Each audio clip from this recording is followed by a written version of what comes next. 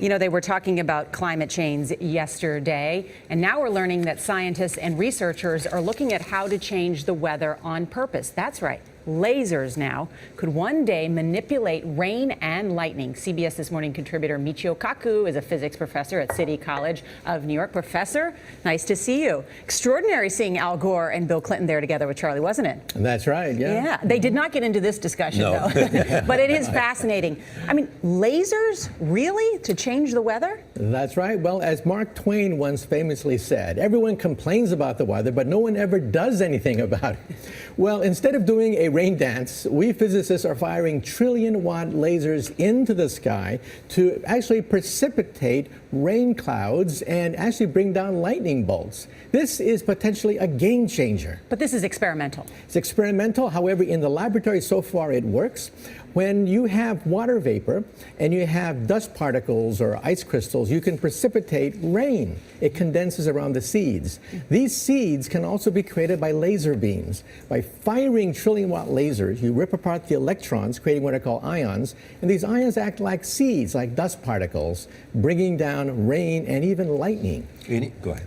Well, this fascinates me in part because, too, I remember reading the stories that China had used this during the Olympics, that the USSR had used this after Chernobyl to create rain clouds. I mean, did those really work then? We have some of these capabilities now? Inconclusive. Even in the 60s, the CIA used this to bring down monsoons during the Vietnam War, to wash out the Viet Cong.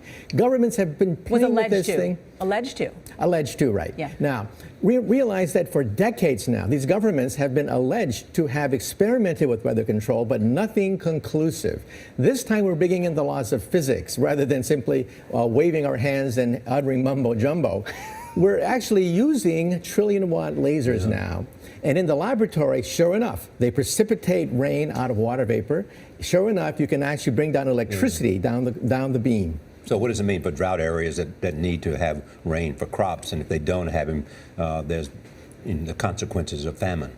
Well, the bad news is if it's a clear blue sky, it's not going to do anything at all because it only takes water vapor that's already in the air and condenses it. However, for floods, for agriculture, farmers, for people planning wedding parties, football games, you name it, outdoor events and agriculture and flooding and even hurricanes, all of them could be subject to weather modification. Incredibly interesting. Professor Michio Kaku, thank you so much.